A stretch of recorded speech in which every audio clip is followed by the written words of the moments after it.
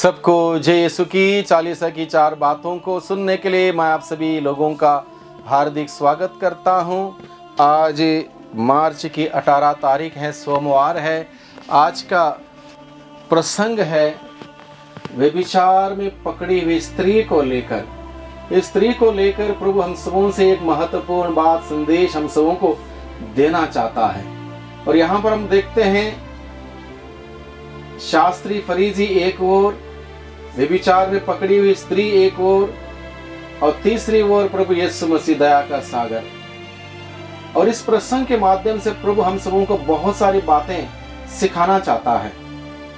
सबसे पहले प्रभु हम सबों को ये बात सिखाना चाहता है कि हम में से कोई भी व्यक्ति इस बात को लेकर डींग नहीं मार सकता कि मैं दूसरों से बेहतर हूं, मैं बहुत अच्छा हूं, मैं पवित्र हूं, मैं वैसा नहीं हूं, ऐसा नहीं हूं, मैं ये भी करता हूं, वो भी करता हूं, मैं ही सर्वश्रेष्ठ हूं।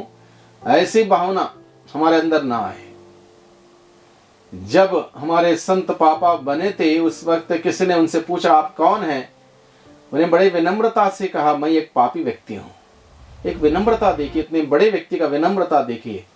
यानी कि जो विनम्र बनता, प्रभु का वचन यही कहता है, उसी को प्रभु बहुत महान बनाता है। इस प्रकार की विनम्रता अपने आप रखें, विनम्रता के साथ हम चलें, जिएं। ऐसा जिएंगे हम घमंड नहीं कर पाएंगे, अहंकार नहीं कर पाएंगे, दूसरों को नीचे नहीं गिरा पाएंगे, दूसरों पर आरोप नहीं लगाएंगे, दूसरों को दोषी नहीं ठहराएंगे, उंगली नहीं उठाएंगे, क्योंकि पहले उंगली हमारे ऊपर हम उठाएंगे। विनम्रता जब है, विनम्रता नहीं है, हम सोचेंगे हम ही सब कुछ हैं और हम कुछ भी कर सकते हैं। ऐसा एक गलतफहमी हमारे अंदर आ सकती है। इसलिए प्रभु हमें आज के दिन में सिखाता है। जब शास्त्री फरीसियों ने उस व्यभिचार में पकड़ी हुई स्त्री को घसीट के यीशु के सामने लाया और इस बात का उल्लेख किया, संहिता में ऐसा लिखा है, और इस स्त्री रंगे हाथ पकड़ी गई है, यह साबित हो चुका है इसने गलती की और इस गलती के लिए सजा निर्धारित की गई है संहिता में, आप क्या कहते हैं? तो प्रभु यीशु मसीह इनके विचार जान गए।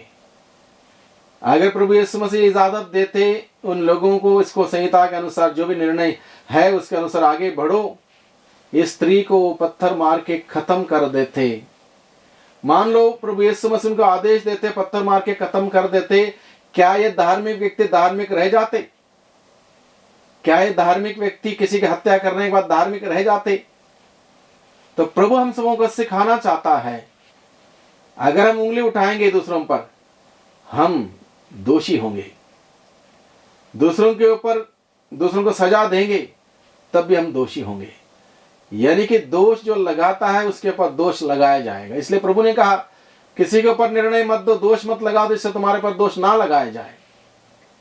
अब ये शास्त्री फरीसी जब आए, प्रभु ने उनको समझाया। संहिता कहती है ठीक है, संहिता की बात का उल्लंघन नहीं करूंगा, संहिता में ऐसा शिक्षा, ऐसी सजा तय की गई, कोई बात नहीं, ठीक है। अगर तुमको ऐसा इस सजा को देना, स्त्री को दे सकते हो, लेकिन शर्त यहां पर यह है, तुम में से जो निष्पाप है, निष्कलंक है, पवित्र है, वही स्त्री को पत्थर मारना, अन्यथा मत करना। और प्रभु के कथन के अनुसार वहां पर सिर्फ प्रभु यीशु मसीह निष्कलंक निर्दोष थे, बाकी सब दोषी थे।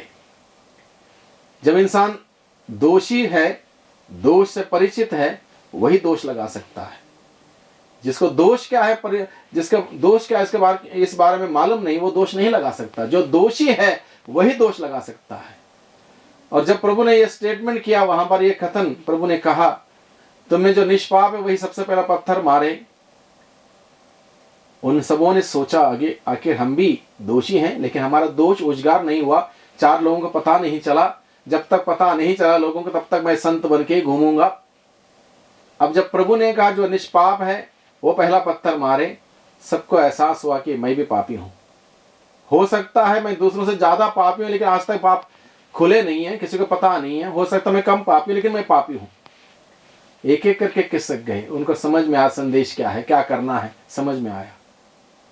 अब प्रभु यीशु मसीह वहां पर अपने कथन के अनुसार स्त्री को दोष लगा सकते थे, सजा दे सकते थे, फटकार सकते थे, इसको और नंगा कर सकते थे, इसको शर्मिंदा कर सकते थे, इसकी बेइज्जती कर सकते थे। सारा पावर प्रभु के हाथ में था, लेकिन प्रभु ऐसा कुछ नहीं करता, क्योंकि वो लोगों का जीवन का निर्माण करने के लिए आए, वो बचाने के लिए आए। किसी को मारने के लिए, नष्ट करने नहीं आए, वो बचाने के लिए आए। इसलिए प्रभु स्त्री को कहते हैं, जाओ दोबारा पाप मत करना, अब तक जो किया सो किया, आगे मत करना, और उसको विदा करते हैं। तो इस छोटे से प्रसंग के द्वारा प्रभु मुझे और आपसे बातचीत करते हुए बहुत बड़ा संदेश देता है कि हम अपने आप को देखें, अपने जीवन को देखें, हमारे पापों को देखें, पश्चाताप करें। दूसरा व्यक्ति क्या करता है, क्या गलती किया, उसके ऊपर उंगली उठाना, उसको नंगा करना, उसकी बेइज्जती करना, इस काम को ना करें। जिस माप से हम नापते हैं उसी से हमारे लिए नापा जाएगा। अच्छा नापेंगे, अच्छा हमें मिलेगा, बुरा नापेंगे, बुरा हमें मिलेगा। जीवन का निर्माण करने वाले बने, बर्बाद करने वाले नहीं। शास्त्री फरीसी चाहते थे पत्थर मार के उस स्त्री को बर्बाद करें, लेकिन प्रभु कभी होने नहीं देगा।